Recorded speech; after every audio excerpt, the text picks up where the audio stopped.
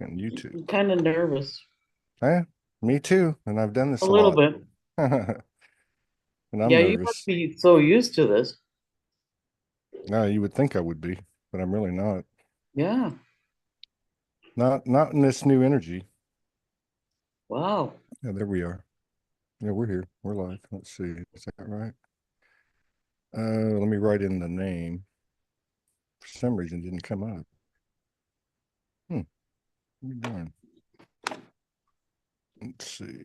All right. Okay, this is number 29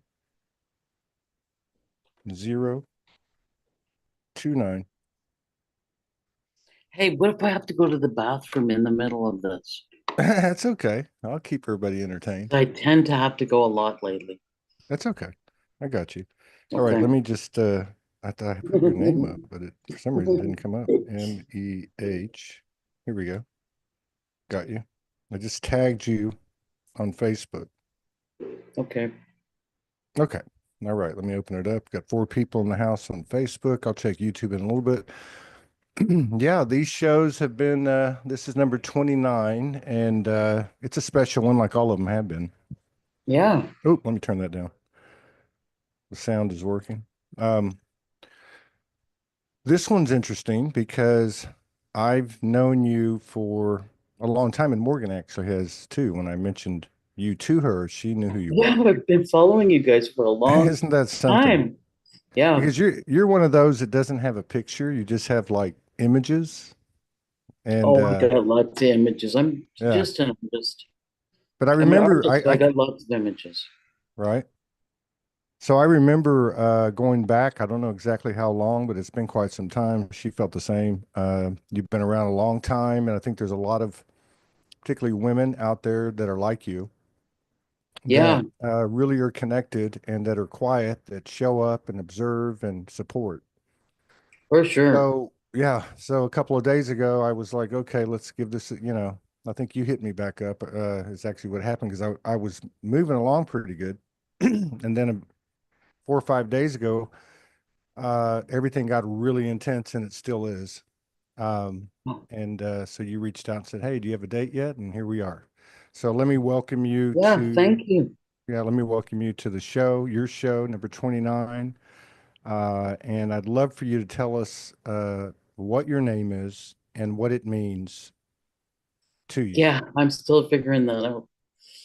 A long time ago, I've had it a long time now, my name. But anyways, thank you for letting me on your show because I've been watching you and Morgan for a long time, like for 5 years at least. I was the one of the new ones that were ascending. It seems like, and I watched you guys, and she's a Pisces, and I'm a Pisces, so I totally relate to her in so many ways. She doesn't know that, but like when you're a Pisces, you know that, and you feel that other woman. You can totally feel her, and tell her that because I feel like I know she's very enlightened and she Well, gets a lot of downloads. And I know what a Pisces woman that's a high priestess is like because I'm one of them. Like I really connect with her. But anyways, yeah. So where do I start? Just by my name, I guess. I was given my name a long time ago now in Alberta. I was given it, but I've learned lots of teachings from different cultures. I lived in Ontario, Alberta, and BC. So in Canada, eh? mm, A. And I got my name Red Eagle Woman a long time ago from some woman in Alberta, and I didn't really understand what the hell it meant. And she got it right away because an eagle came that day at the sweat lodge.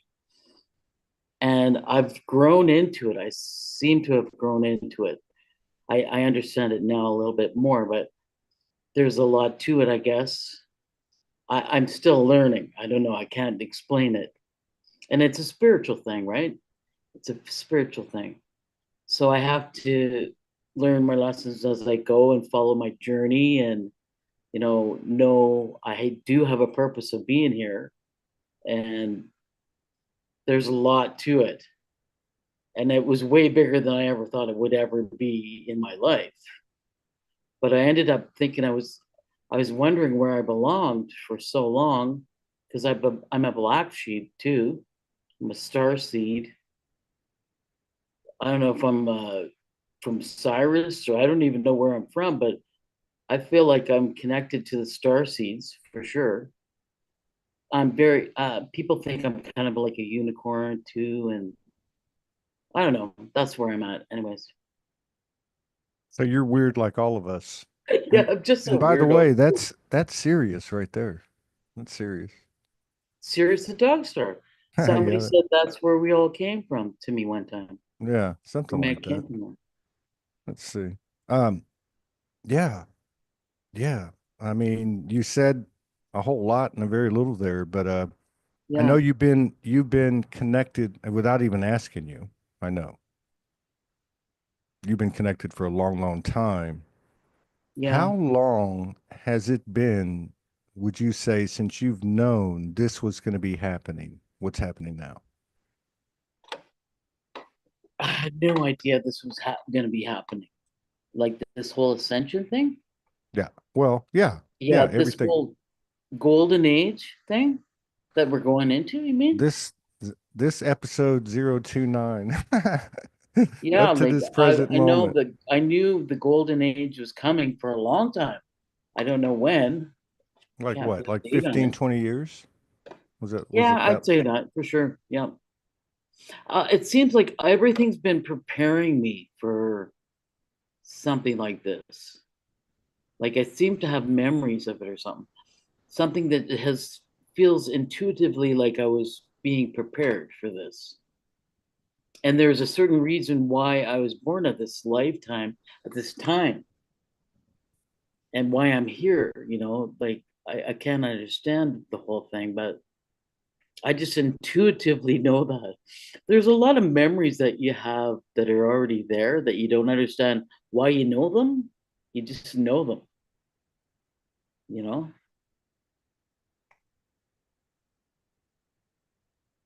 Yes. Yes.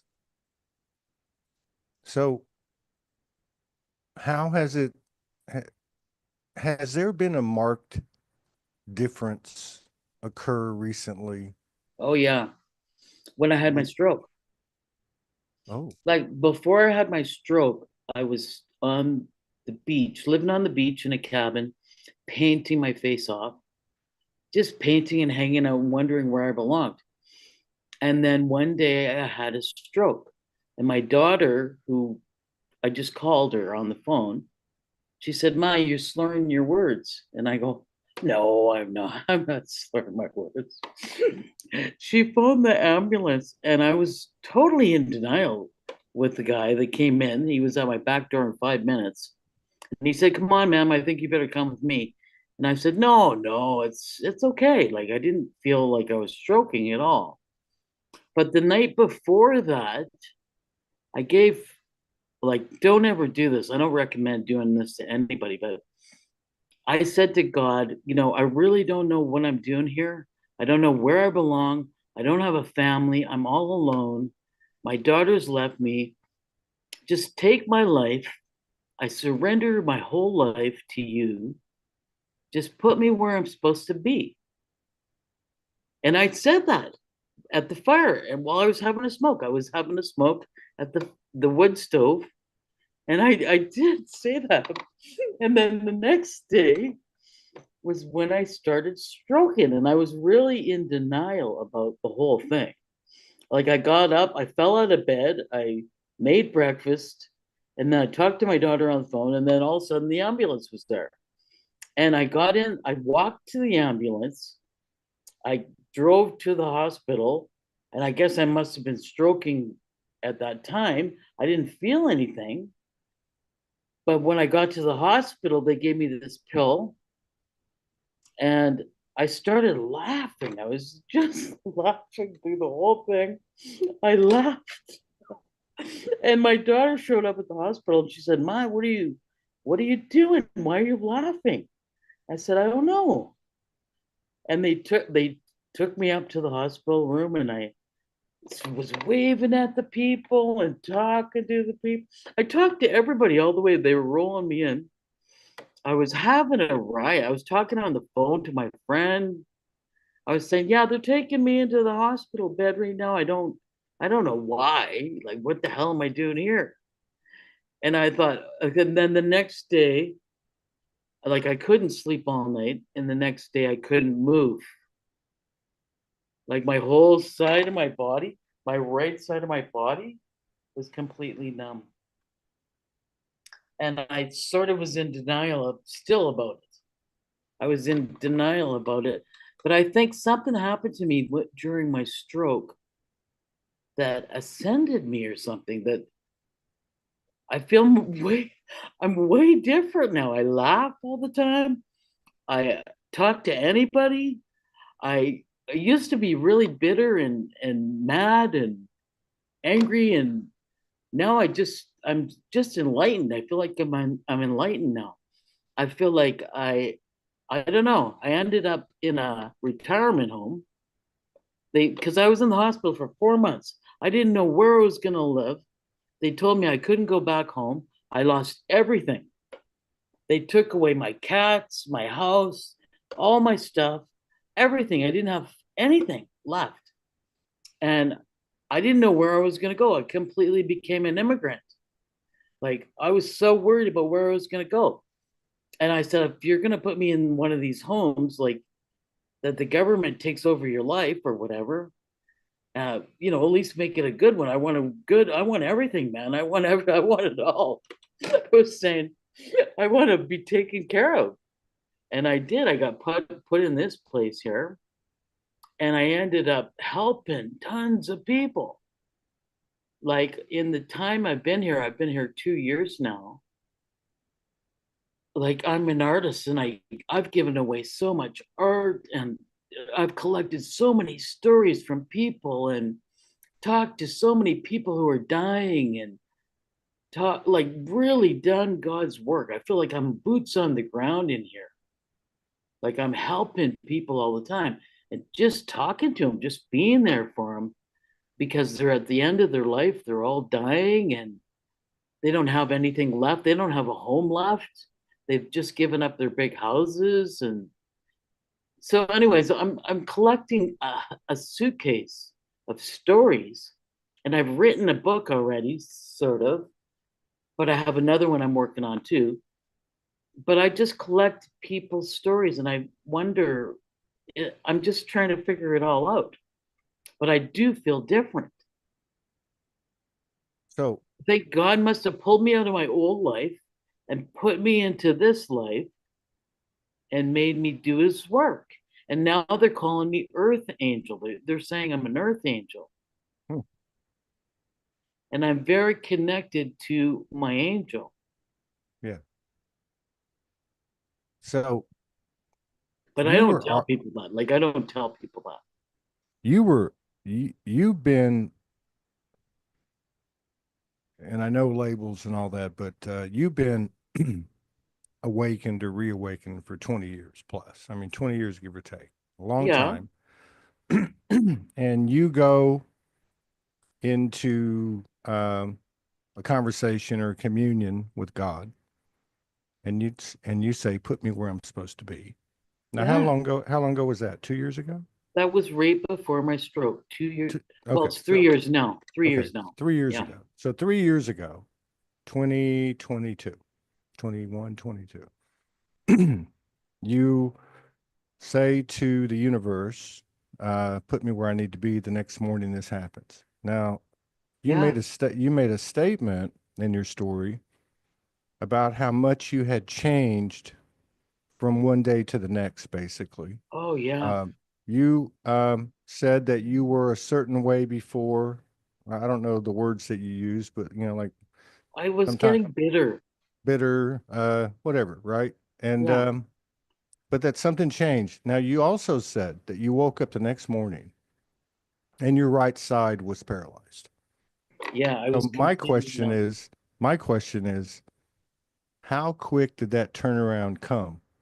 Was it already there Oh, when you woke well, up to half I've your had to do body? this. Yeah. it's taken me. I'm still got a walker. I still got a walker right beside me here. I'm still learning to walk. I'm still using a cane down the hall. Like I try to practice walking every day. I can walk with a walker, but my whole side of my body was numb. I had to relearn to walk again, and my hand was numb, but my hand's fine now. I crocheted my way out of it. I crocheted. I couldn't lift my arm up. I couldn't do anything. With my leg was numb, my foot was numb. I can drive again. Like I can. I'm okay now. I can walk up. I can stand up and walk.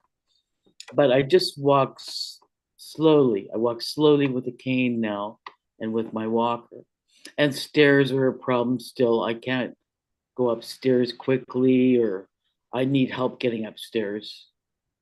Yeah, so I'm relearning. Like it's taken me 3 years of physio and walking big time to repair myself, to recover. But all this time I've been talking to people that are in here that are all broken.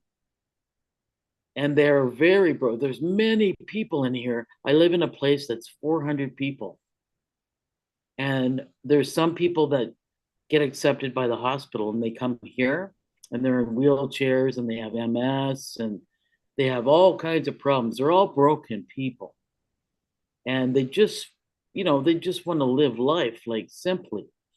And we're fed. We go down to the dining room every day and have food and talk to people. We just talk all day.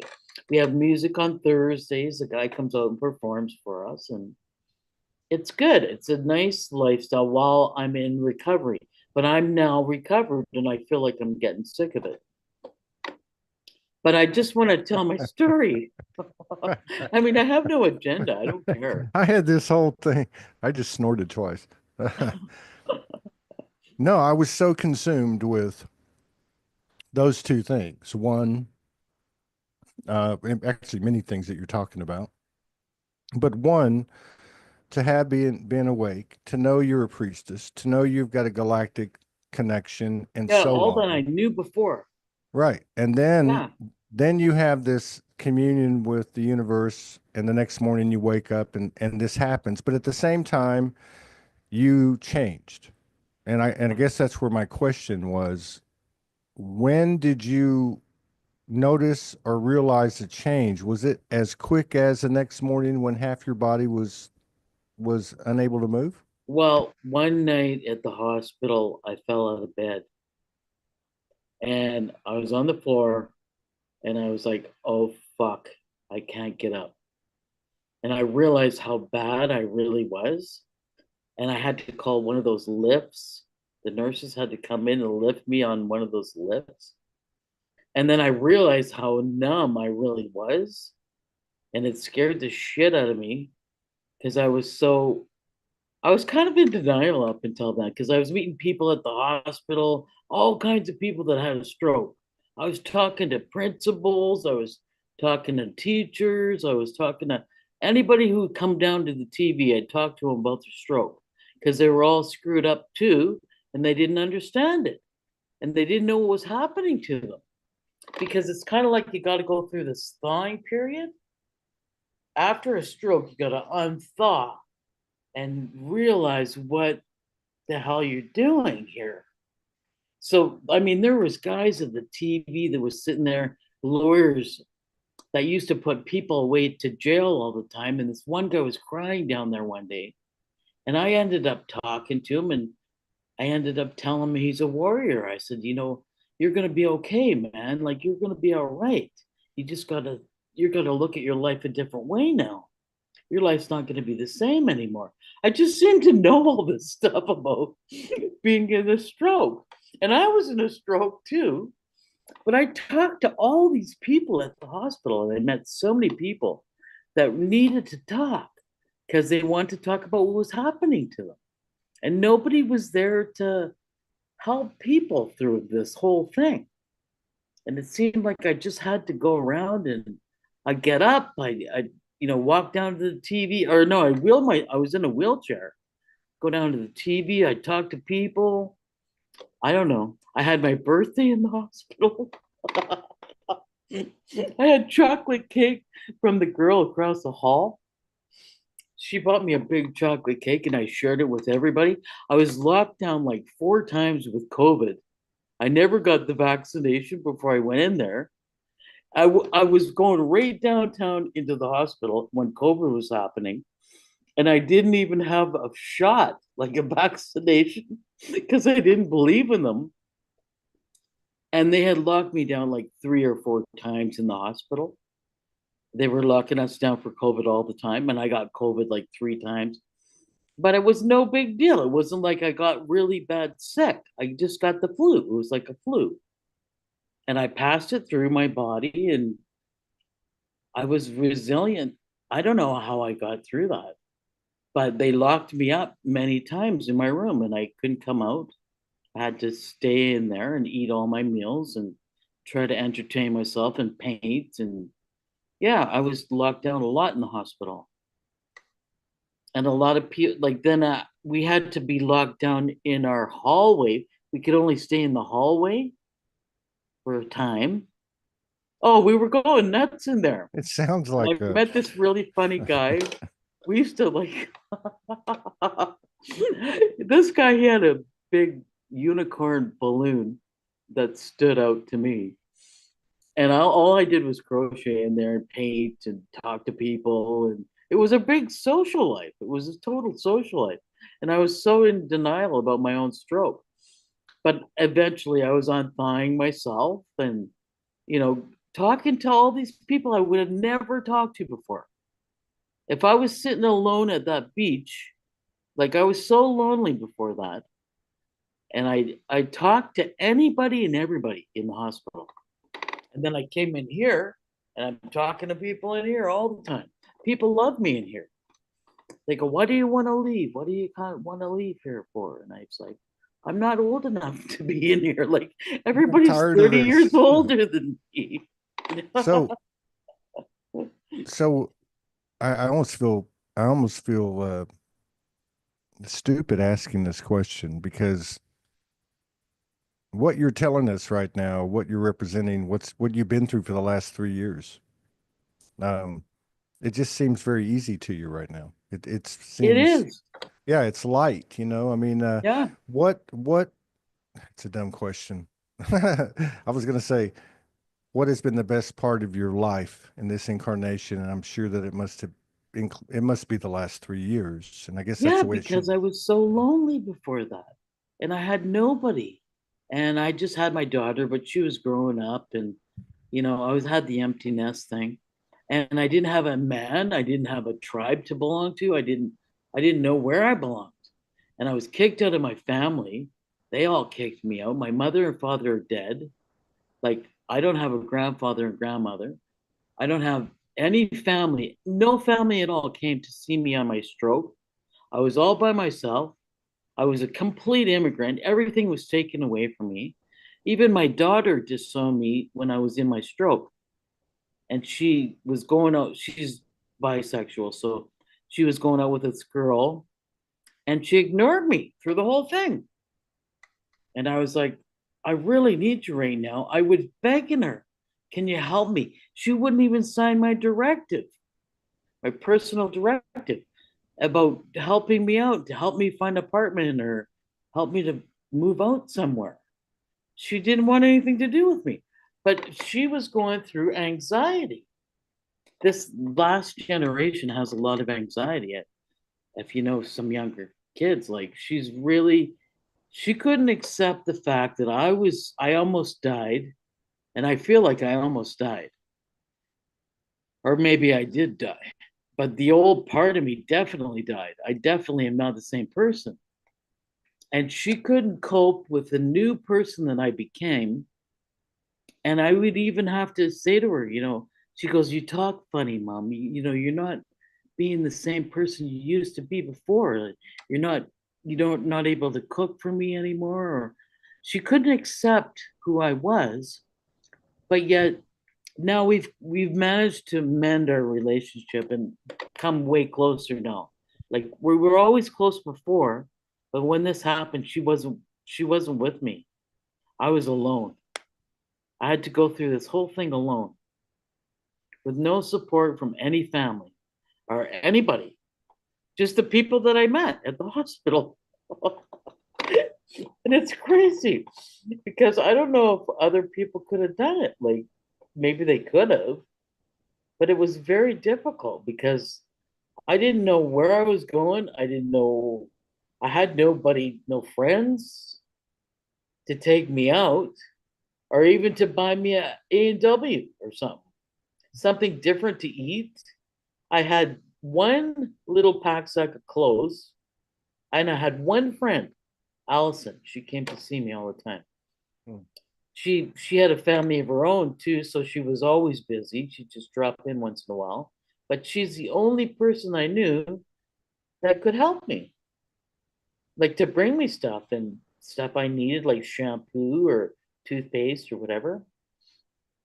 So it was almost like my whole life was taken away from me. It was like you're put in jail or you're put in some kind of institution and you're on your own. You got to survive. And I don't know how I did it. I just did it. Up to that point, up to that point 3 years ago, you said you like had been in communities like Solji for like 5 years ago. Yeah. So, and then you told me many years ago that you were came into the awareness of what's happening now. Let's say the Yeah. awakening or the golden age or whatever. Hmm. What was it like to be into 2021, 2022, knowing that this big awakening's happening, knowing that I we're was on looking forward. I was the looking right? forward to it. And then this happens to you. I What, know it was just like a like, I slow. mean, like, okay. Okay. So, okay, let me say it because there's a lag. Um, what did it feel like when it came in? Did you go into victim consciousness? And how did No, you get to the expansive level that you are now where you're I never lighthearted? ever went into Yeah. victim consciousness. Oh, good. Good. I elevated. Like it was like, okay, I gotta do this. Now I'm numb on one side of my body. I gotta do physio. I gotta do this every day. I couldn't even walk around that circle every day that they take you in that walker. But I just knew I had to survive. I had to make it. I had to get through this. And it was not going to be a problem. I just got to do it. But I was scared about where I was going to end up. I didn't know where I was going to be. And, where would I end up? With what kind of people am I going to be with? Like, who am I going to live with? I was thinking, eh?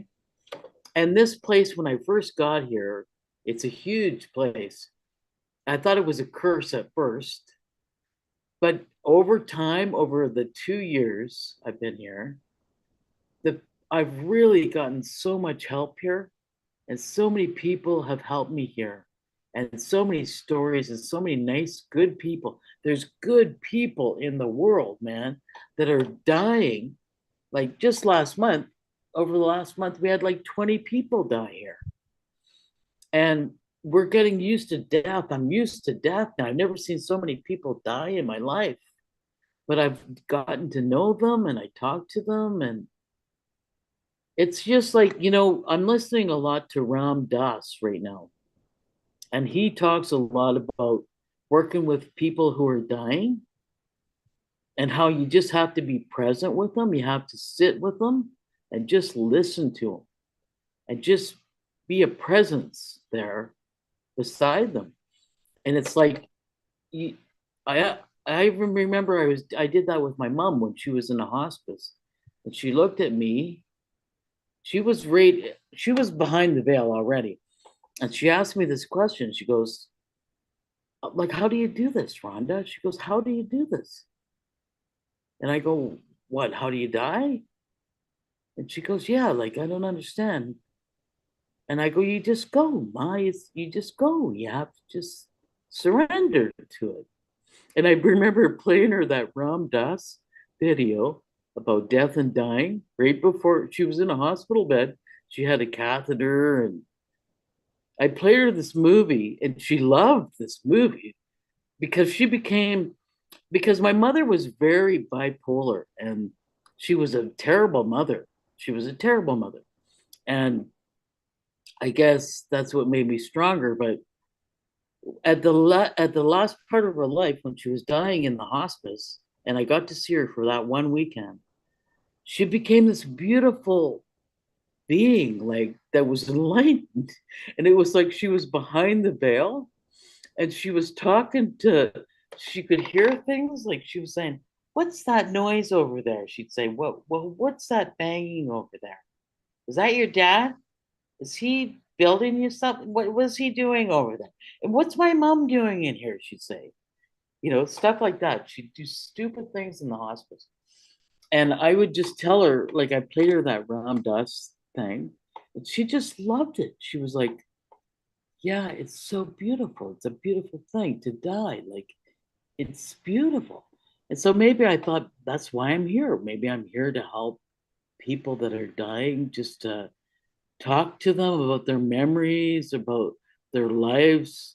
Like there's so many women in here that have lost their husband to dementia. Dementia seems to be a big epidemic in our society today, and nobody talks about the elderly. And there's so much elder abuse. I can't believe how much there is. Like that's there, I could write a book about what I'm going through here. And I just see that these old people don't get respect like a real elder would. Like people just seem to abuse them in so many ways and then charge them so much amount for rent to live here. And it's just highway robbery, man. It's like they should never have to pay that much rent. These people are going to die here. This is their last place that they're going to live. And nobody even talks to them. Nobody respects each other. There's people that don't talk to each other. Oh, I see so much going on in here. It's unreal. But I just go around Wow. and I Wow. talk to all the old ladies and The old I just, ladies. yeah, I'm trying to get But on with my life. I'm just doing what I do. what's so cool about this, it's beyond cool. It's profound. It's profound because I know it was a different wake up date for everyone, but on or about 2012, something became more obvious. Was a change, and we got into these communities, and then the COVID thing came in early Oh yeah, 2020, yeah. and that kind of changed the energies, and a lot of weird things happened. Like a lot of weird things went on, and unexpected things, such as what Everybody seemed to get the spiritual challenge though. Like I remember 2013, there was a spiritual challenge with spiritual people. It seemed like they all got challenged because I felt really challenged. That's when I ended my marriage and I went through a tragedy at that time. And there was something really profound going on in the world at that time. Like a lot of people were challenged that were really spiritually high people, and they were all given some kind of dark challenge. And it was like we had to fight our way through it because I was part of it. Like they were challenging me too. And then we started to hear things like I started to hear things like who was that guy that I was listening to? And he were was you talking getting? about the predictions of the future. No, is this back in 2013? Yes. And Okay, he I was was just saying gonna. he was foretelling this ascension. And he said, who are you going to be when this happens to the world? What part are you going to play in this? And I was always remembering, I was trying to figure that out. Like, who do I want to be? What part do I want to play in this? Am I going to be one of these warrior people? Or am I going to be one of these people that sit on the sidelines? But there's going to be something profound that happens to Earth here. And that's why I'm here. I'm here to help people. Let me ask you. Let me ask you this, okay, and keep going. Um, what that man was talking about, does it feel like right now, or does it feel like what we've gone through for the last 12 years? Does it feel like Oh, it's it's way whatever's behind us. happening? Does it feel Yeah, like what's happening now? Do you it's feel way like that? behind us. Do you, It was it was back 10 years ago when people were really challenged spiritually. On the spiritual realm, there was lots of stuff going on. Like I remember lots of elders I knew were all being challenged in a certain way with the darkness. It was like the darkness was trying to take over.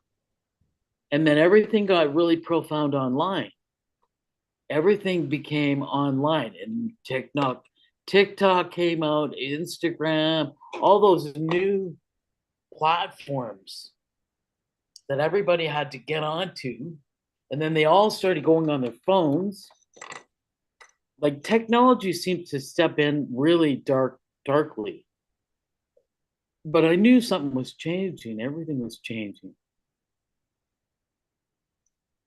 how do you feel today in terms of your purpose, your being, and not just including, although that is where it's at, the human experience and what you've described to us so beautifully about this place you're in, about the role that you're playing, about the observations that you're making, the conversations that you're having.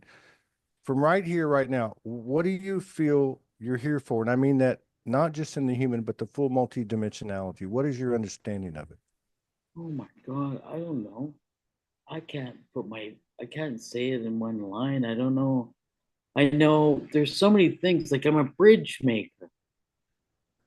Maybe I walk people to their death, or maybe just being there for them before they die.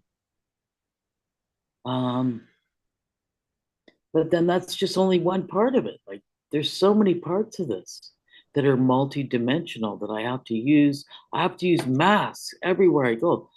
And I'm a 5D person, I feel like, that is working in a 3D realm. So I have to sort of adapt to that because I mean, I can turn around, I can come back to my room, I can listen to you for a while, listen to Ram Dass, go back out there, and then the conversations out there, they're just profound. Like I sat with a couple of old ladies last night and had Mexican dinner, and they don't care about anything. Like they just look around. The conversation is really simple. She's like, "Oh, look at him over there. Like he just took himself a plate and he's going back to his room or whatever." They're all gossiping. They're always wondering what the hell I'm doing here. They're always saying to me, what is it that you're doing here?" Like, because they're part most people have dementia in here and they wonder about me. Everybody asks me, "So what are you doing then? Or what are you doing, Rhonda? Are you gonna take an apartment or what are you gonna do now?" Because they think that I shouldn't be in here. I feel like they think that. I don't know. I'm just trying to cope with my recovery and trying to take one day at a time. But I feel like it's coming to the end now. I got to get pushed out of here somehow and onto something else Do because you feel I've tried my whole life to be successful and I've never been successful at anything. do you feel do you two questions. Do you feel blessed today and do you feel successful? Yeah, I do. I totally feel blessed and I feel really successful in myself, but I don't have any money. I'm totally broke. I don't work. I live on ish. I'm taken care of. I'm taken care of by the universe, but I have nothing. And I really give all my shit away all the time. I give my artwork away all the time. Everything that I make as an artist, I give it away. I really don't value money very much at all. And I really need to make money because I got to turn that around. That's the biggest challenge that I seem to be having is, am I ever going to find a job or something that can bring in some money or something that I can get some abundance? And they keep telling me I'm going to get abundance. Like I'm going to be rewarded for the work I do, but I I don't think know. there's I think there's a lot I think a lot of people can relate to that. Although the stories are different, obviously. Yeah. Some of the struggles Like were years ago. your story, you said you were broke for a long time and you had so much creativity. You had so much innovation. Like I'm a certified teacher. I'm a certified herbalist. I'm a healer. They say I'm a healer. I have all these different credentials behind me. I went to university for 6.5 years Wow. and I still can't find a job. That's why my daughter doesn't want to go to university because she looks at me and she goes, Ma, you never got anywhere. You didn't do anything with 6.5 years of What university. what's been what has Got this been daughter that's yeah. an extraterrestrial, I think. Aren't we She's all? she Uh, dreams incredible. what She teaches me so much. that's awesome. What is the what is if you had to I'm sure there's many things, but if what is the one thing that has been your go-to more than Art, anything the last 3 years? art, and music. I would say music and art. Those two things. I'm really super creative. I love it. I love the music and I love just painting. Just going, I sit here and I paint all the time in my room and I go up and do the art classes upstairs and I make things. Yeah, art has really helped me process everything. I've cried a lot for the loss of what I went through, and I wrote a book about that. It's called Jigsaw Heart Wow. because I had to write about my stroke. I had to process the pain and the grief and the loss that I went through. And I like to write a lot, journal, but just walking outside, that's all I do now. I don't go very far. They took my license away. Mm. So I'm waiting to get it back now. Mm. I don't know if they do that to you in the States. When you have a stroke, do they take your Oh license? yeah, they'll do that. It's pretty much the same as Canada as far as Yeah. that goes. Um, yeah, they'll take it away for medical conditions. They almost took mine away for seizures. I used to have seizures all the time, and I had one when I was driving. Yeah. And the cop told me the cop that came, he said, "Don't tell anybody. You didn't tell me that because you know, before the other cops got there. Yeah, so it works the same way. I was going to ask you too. It really feels like, and I'm probably not speaking. I'm just speaking off, you know, shooting from the hip. Um, I'm not trying to be assume anything about you or anybody else, but man, these last few days, i- you know, in combination with the last few weeks and the last few months and the last couple, 3, 4 years or whatever, but these last few days have been just huge. Wasn't it And full? I'm wondering, like from someone like you, um, where is the space of your thoughts? Where are you at? Are you even concerned about your galactic No, I'm lineage not or your anymore. But I know that it was Okay. full moon in Leo, and that's really profound too. That's very hard. But Can you I can't even can you see say the moon from my room anymore. can you say that again? Can you say that again? It was full moon in Leo for the last couple days, wasn't it? Wasn't it in Leo? Oh, I'm the wrong guy to ask, but yeah, but go ahead. Oh Go yeah, ahead. whenever the full moon's in Leo, it's just like intense, heavy lessons, man. It's like the big Lion King gonna put it all down to us. Like all of us had challenges in the last week here. And then all these deaths. I'm telling you, in the last week, I lost my two friends. No, three friends I found today. George is down the hall, like the lady upstairs, Maxine, and Jean today. Today she died. These were all friends that I made here, and they all just died this week. But 20 people in the last month and a half, like it's profound. That's a lot of people that have died. They just let go. And I don't know, death has no mercy here at all. It seems like it doesn't. What's it It just like? has no, that George guy was a really young guy and he had diabetes and he was a really cool guy. Like he had a red scooter and he got out of his room last summer. We were all in the courtyard, always talking every day, and but nobody thought he was gonna die. He was young. He was one of the young guys, like My age, 60. I'm 60 years old. I'm And it's gonna be 63. my birthday. I'm gonna When? have a birthday. When? March 15th. Oh my God. March 15th. I've got, of course, Morgan's March 10th. I got a daughter that's March the 1st. I got another daughter that's March the 14th, and my Wow, sister's you got birthday. lots of Yeah, Pisces daughters? yeah, yeah. Oh And my God. my baby sister, her birthday is today, right? Oh, Yeah. So I have a Pisces lot of women in your life. yeah, I have a lot of Holy. Pisces. A lot of Pisces. Pisces women are profound, man. Yeah, yeah. Like Believe if me, you don't I'm married like, to well, one. you know that. Believe me, I know. I know. You must know that about Uh, Morgan. Yeah. Yeah, and I wanted to ask you about that. Not for trivial purposes. It's not what I mean. I really believe there's code coming out now through these Oh, conversations about people things we look in never my talked about. eyes. People look at my face. I can feel it. Whenever I go down and go into the dining room and I'm sitting with like 100 people, everybody looks at me. I was really scared of the attention I got at first, but if people look at me, it's like they get something from me. It's like, and I know I can feel it. I can feel it. They're drawing a lot of things from me, and it's like code. It's like they get this feeling from me that I make them feel safe, or it's a code. It's some kind of a code. I don't understand it.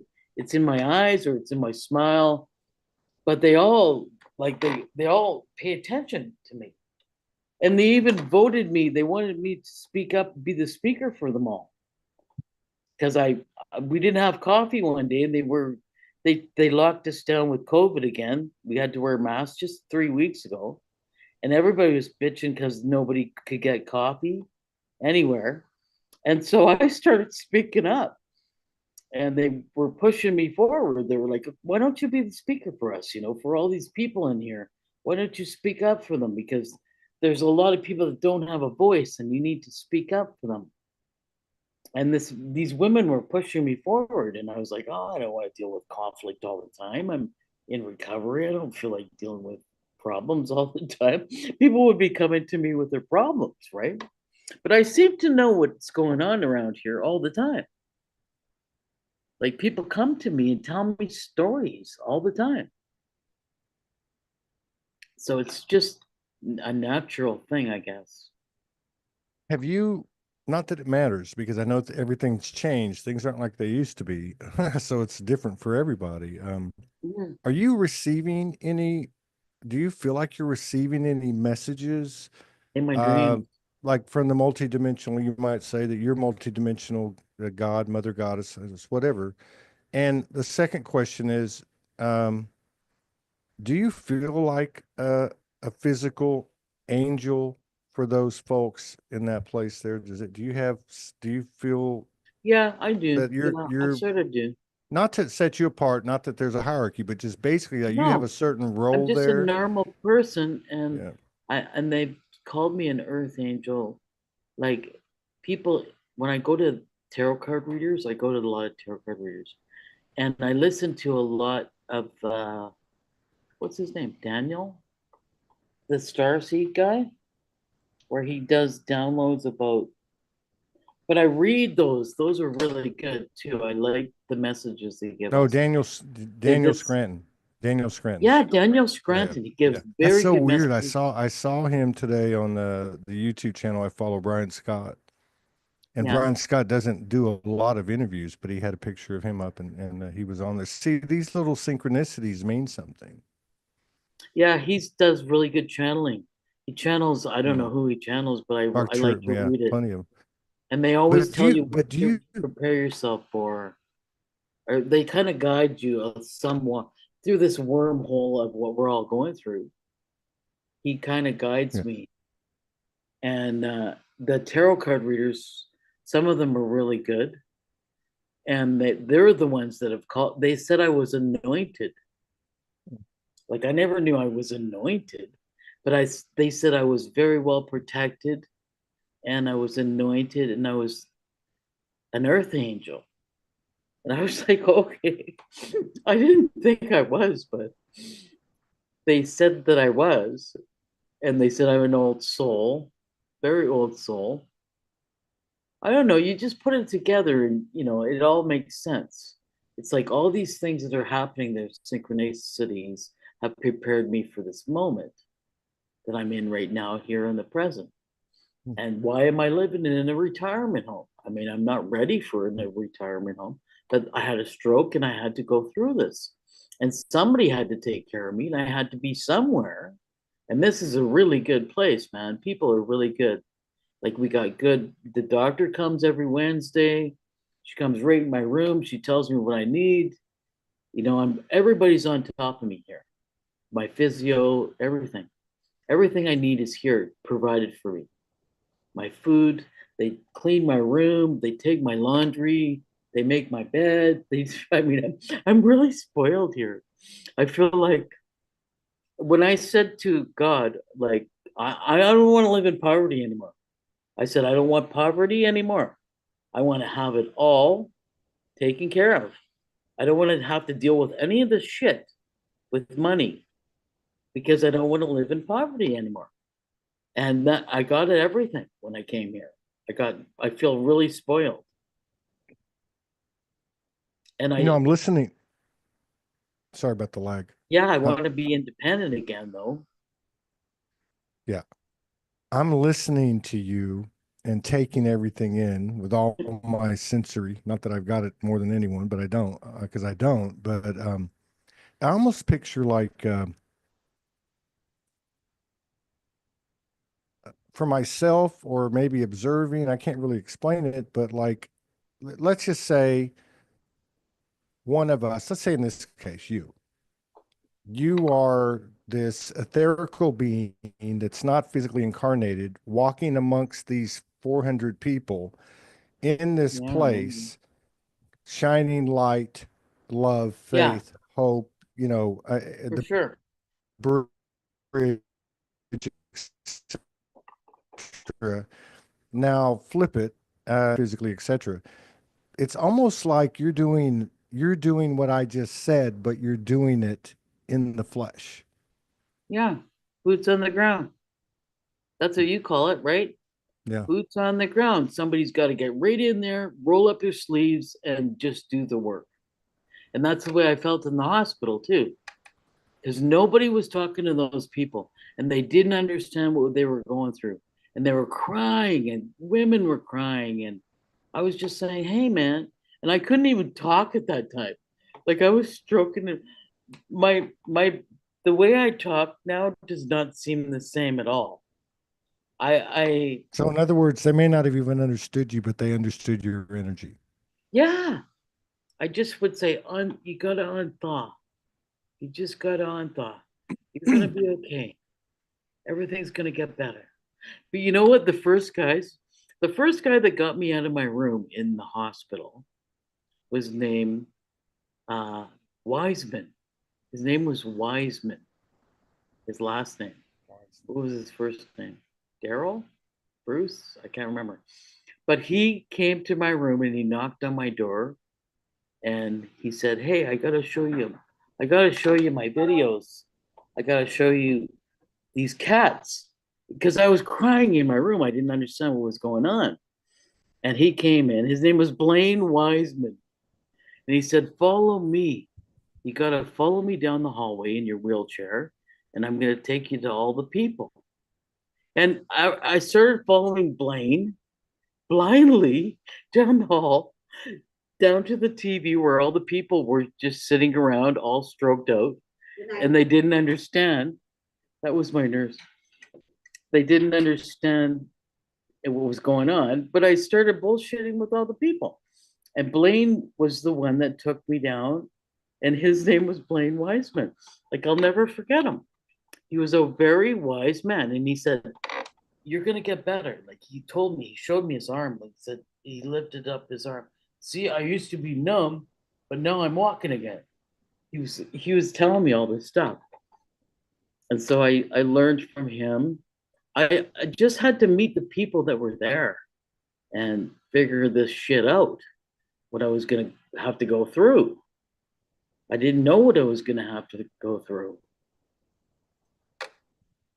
But Yeah. anyways, I'm out the other end of it now. I'm a little bit more sane. Well, I I don't know don't about that. I don't know I about don't that. know about that. I don't think any of us are getting any saner for People question me why I laugh all the time now. Like they go, "Why are you laughing, Rhonda? What are you laughing all the time? You could have a party by yourself."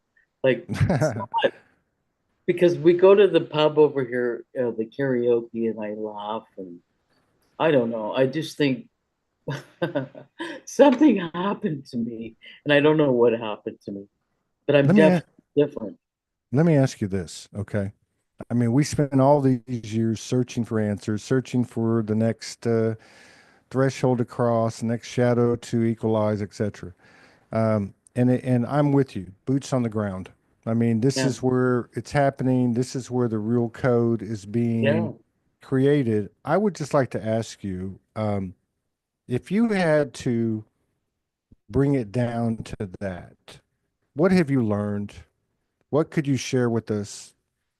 Uh, and I'm speaking, human and beyond. I mean, just the soul, to the soul at the soul level. What could you share with us? What has this 3 years been like? What has it taught you? And Um, I'd also like to know about the people that you're interacting with. well, the people are still 3D. Like I got this one woman in a wheelchair. She's got MS. I've been really focusing on her lately because I think she needs a really good friend, like just a good person to be around. But anyways, I don't know. I can't really tell you what I've learned in one sentence. I've learned so much,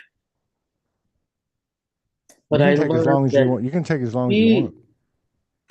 you to be with to make a change in the world, to make a difference in the world.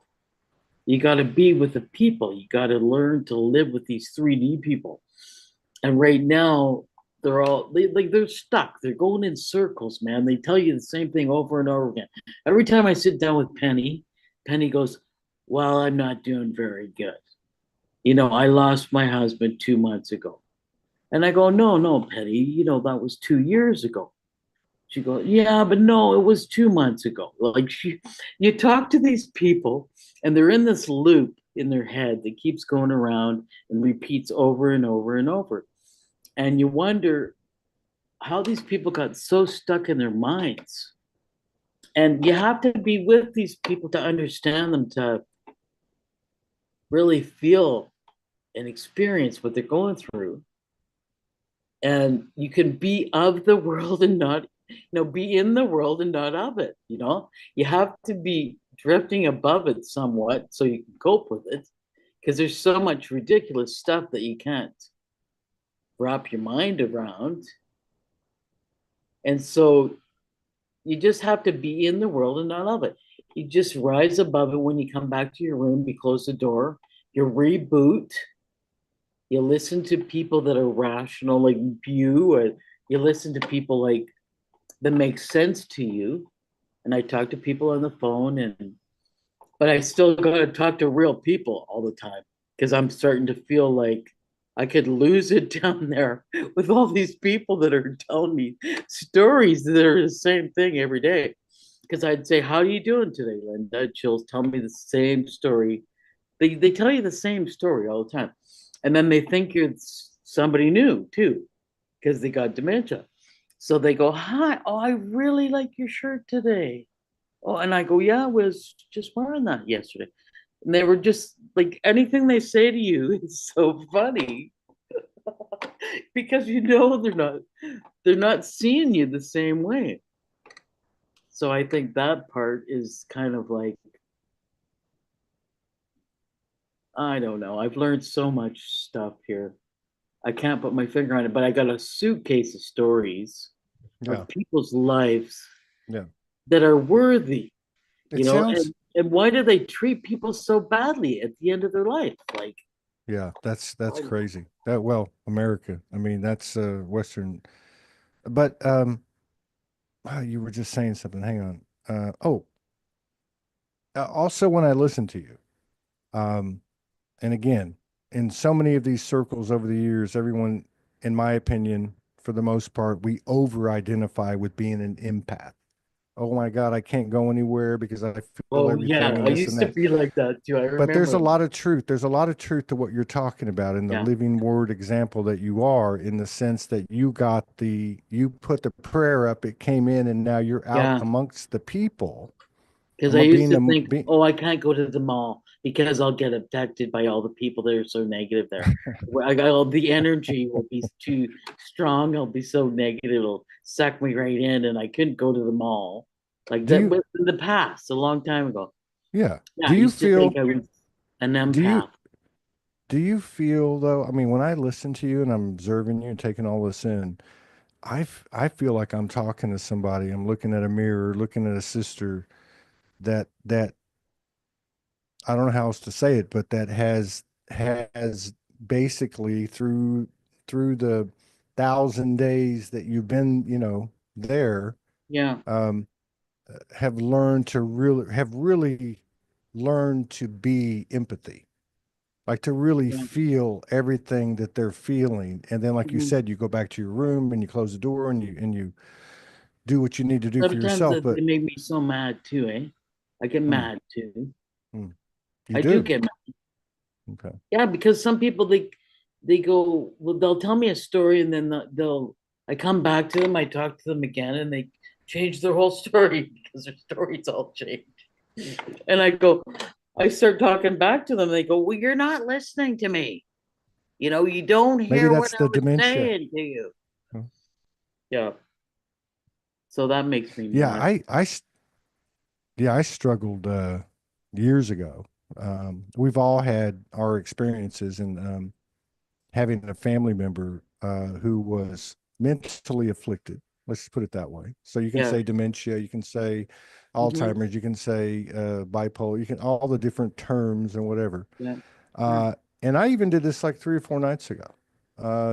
Not individually, but there was a lot of things I was working on within myself, and that was the the understanding or the connection to what the human part of us calls mental illness, and the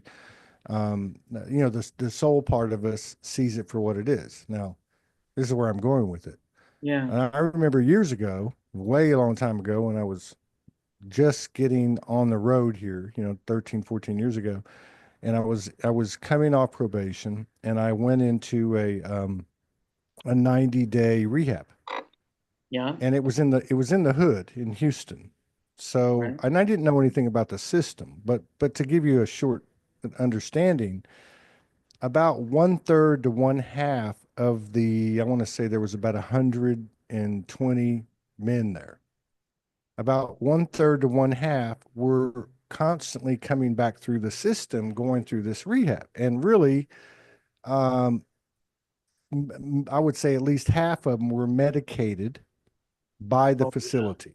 Okay. Oh yeah. So it was a real eye opener for me. Now I'd been on the streets for about a year and a half, and Mhm. I'd seen a lot of things, but I hadn't been segmented in an environment where, like you said, you're amongst these people. And so But it was a real education. everybody is heavily medicated. Yeah. Well, some of these were and some weren't, but and some of them I'm going to say this, many of them definitely had a vision into the other side. And so what I'm Yeah. saying is I'd never been in an environment where the predominant um, person that you would run into, one way or the other, had some kind of sensibility or sensitivity to the other side, or however you want to put it. Yeah. And it really helped me to gain a respect I for got to go to the any. washroom right now. Oh yeah, yeah. You told me. Yeah, Sorry. you told me. Okay. Wow, this is cool. I'm just glad the signal is staying on. Well, this has been really cool. She's a very, very beautiful sister, and she did tell me she has to go to the restroom a lot, so I told her I'd keep y'all entertained. But no, what I was getting at was, in this facility I was in, and like kind of like what she's in, and other situations that I've known people were in, you have a different makeup of the populace, basically. And I'm going to ask her, Because in my situation, I noticed that there were some of them that would openly talk about things that they saw, demons, angels, elementals, galactics, and etc. And and most of them were glad to talk about it, but they were kind of apprehensive in talking about it because they really weren't allowed to talk about it. So I was just wondering with her, given the energies, the mix of the energies of the, let's just say, the non-physical and the physical, if Oh she yeah, sees any of that. I We'll feel ask. Oh, did you hear what I was saying? I no, was okay. sort of, So not really. let me ask you this: in the place that you're in with the 400 souls, okay, do you, as you're observing and walking around, being the angel in form, because that's what you are, do you see? Do you see the light? Do you see the energy in different forms? Do you see it coming out of somebody or something they No, say but or you can just, feel it. yeah, You can feel it. Like there's certain people that you know. There's monsters in here too. yeah, Like there's some really negative people that hate mm, me. They hate me. mm, And I trigger so many people. There's so many mm, people that get triggered by me. And there's some really people that are really rude to me. And I'm very nice to everybody. mm, Like I try to be respectful. I'm loud, but there's people that I trigger all the time. And then the ones like that have dementia, some of them, they just sort of like when I walk up beside them, they get all smoozy, and they want to talk. And, how are you doing today, Rhonda? Like, you know what? Why don't you just sit down here and we'll just talk? Like they get into this sort of it's a crazy feeling when everybody just opens up to you, but there's some people that you trigger and they get really pissed off at you. Like I think that's everywhere. there's a guy that So, he was coming in uh, behind me. He was just like, "Oh fuck, would you just fucking hurry up?" Like, oh, he hates women. so, so really, well, I guess, I've well, managed to navigate through all kinds of people and find a safe space I can go to and feel safe enough to walk through all of these types of people. And uh-huh, there's lots of types of people in here yeah, that you need to work with and find a way to get around and pray about them. If you have to go back to your room and pray about them, that they'll leave you alone or you'll not see them again. But you can get lost in here because there's lots of like places to go mm, and you can be lost for a few days so people don't always see you every day, and that's what gives me the serenity to continue my own pace yeah, because you get really sucked. Like these people suck my energy, man. They yeah. siphon. It sounds like a microcosm of life, right? Yeah, And another, like it's a, yeah. So what do you, so I got a couple more minutes because I'm gonna have to pop up early. I've got a yeah. date. Okay. Um, of course, you know who it's with. But Mhm. um, with everything going on, and I know you said you don't really watch the global stuff and all that, but with No, everything that's gone on and that's going on, um, do you even think about living and dying, life, I don't. I'm not that scared every of day? death anymore. Yeah, I'm not scared of death anymore. There's been so much. I live around death all the time, every day. There's people dying every day. I died. I'm not scared of death anymore. It doesn't scare me anymore. I think it's a beautiful thing and it's an involvement and your spirit's still here. Like I could still call on all these people that have died here. There's probably, if you could see ghosts, there's probably a million ghosts around this place, like that are always here because they all died here. And there's lights that go on and off, when you go by in the courtyard or whatever. There's lots of ghosts around here. There's lots of dead spirits still around here. And it just seems like if you could see them all, oh, you'd probably go nuts. But Like you wouldn't want to have all that information in your head. You couldn't do what you need to do and see all that. I don't think you could cope with it in your mind.